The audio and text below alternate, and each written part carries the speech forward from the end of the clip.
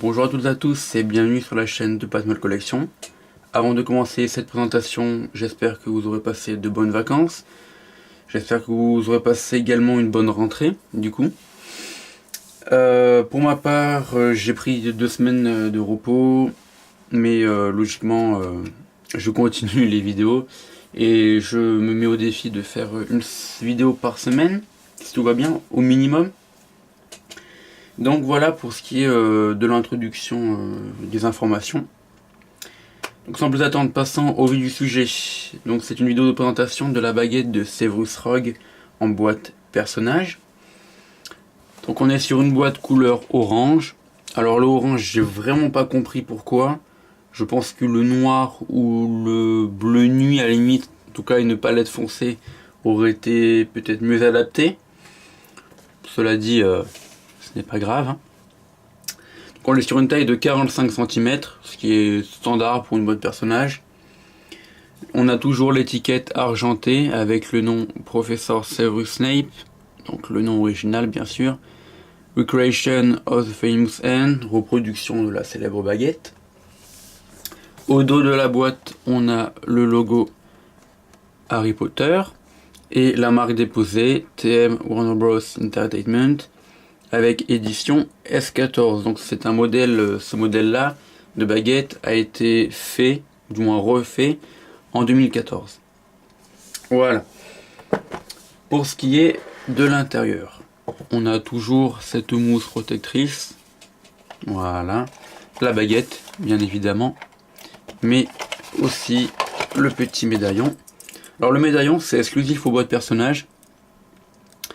À quoi il sert? Alors à quoi il sert? Donc voilà, médaillon doré, Professeur Severus Snape. Le petit médaillon, il sert lui à le fixer sur la baguette, comme ça, pour ceux qui veulent avoir le nom du personnage, hop, en plus sur la baguette. Donc il sert juste à ça. Donc ça peut être sympa. Personnellement, je l'utilise pas parce que je trouve que ça enlève, comment dire, ça enlève du charme à la collection. Après, chacun fait comme il veut, bien évidemment.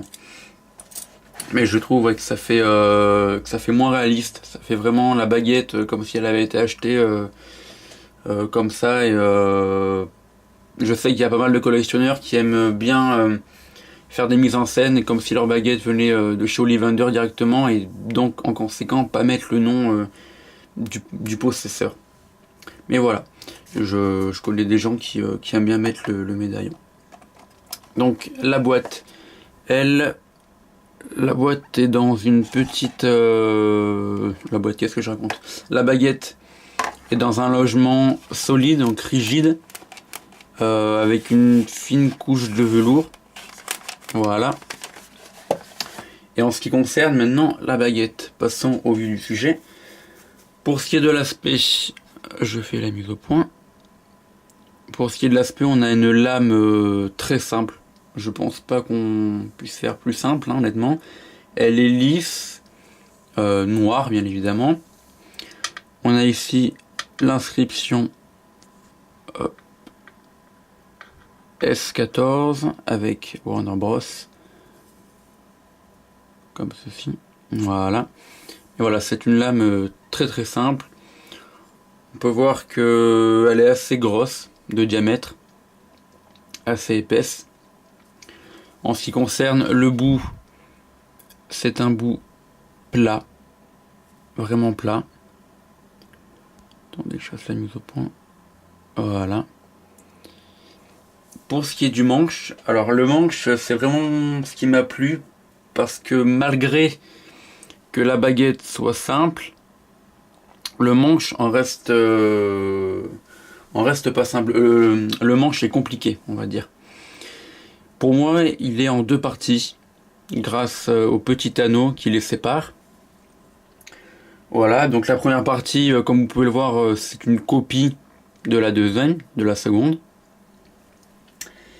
Il y a pas mal de choses à dire, parce que déjà, de 1, parlons du bout du manche, c'est un cône coupé plat. La liaison entre la lame et le manche se fait grâce à un anneau assez large, comme vous pouvez le voir. ici. Et enfin, pour finir avec le manche, il y a des espèces de gravures assez complexes. Je vais vous faire une mise au point. Voilà. Des gravures assez complexes. Ici, là c'est lisse, il n'y a rien sur les côtés. Mais soit le recto ou le verso du manche, c'est les mêmes gravures. Alors pour moi, la gravure centrale, je vais vous faire un plan plus rapproché. Voilà, la gravure centrale me fait penser à un symbole mythologique, soit nordique, voire celte. Je pense pas que ce soit un symbole qui existe, déjà existant, mais je pense que ils s'en sont inspirés. Ça fait très mythologie nordique pour moi. Voilà. Mais le manche, c'est vraiment sympa. Ça rattrape un peu la simplicité de la lame. Donc pour les couleurs, comme vous avez pu le constater, on est dans le thème du noir. Alors là, par contre, ça s'explique. Je pense que le noir est tout à fait justifié quand on en connaît le possesseur qui est Rogue. Pour la prise en main, écoutez, je la trouve très simple. Je trouve la prise en main vraiment simple. Mais je trouve que le poids est très mal réparti. Parce que le manche est très lourd, je trouve. Et je pense qu'à long terme de manipulation, on pourrait presque avoir... bon, j'exagère un peu, mais on pourrait presque avoir une douleur dans le poignet. Donc voilà, pour ce qui est de la manipulation. Oui, donc pour en revenir à la prise en main, ce qui est agréable et bien pensé, c'est l'anneau et les gravures qui confèrent une sorte d'un bon maintien et d'un bon maintien antidérapant, si on peut dire comme ça. On est sur une taille de 34 cm, donc c'est assez standard, je dirais, pour une baguette. Pour ce qui est des points forts, je dirais très honnêtement, toute honnêteté, hein, la complexité du manche, de par déjà ses gravures nombreuses et bien pensées, et aussi ses nombreuses séparations, donc que ce soit le cône, l'anneau et le deuxième anneau qui fait la liaison entre la lame et le manche. Cependant, pour les points faibles, je dirais vraiment le poids qui est mal réparti et la prise en main peut être trop simple.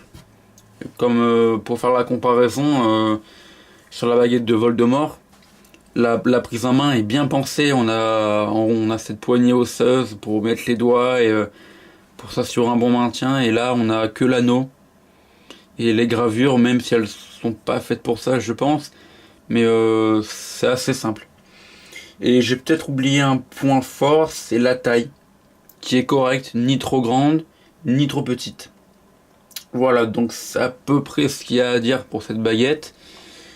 Si j'avais une note à donner, comme d'habitude, je dirais un 7 sur 10 ou un 14 sur 20.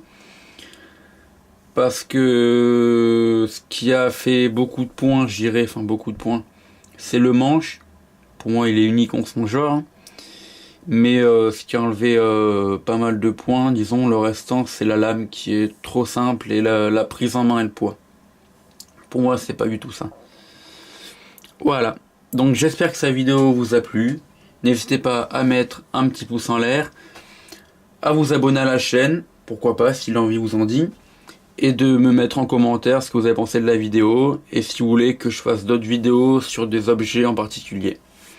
C'était Pas de Molle Collection, et je serai ravi de vous revoir dans les prochaines vidéos.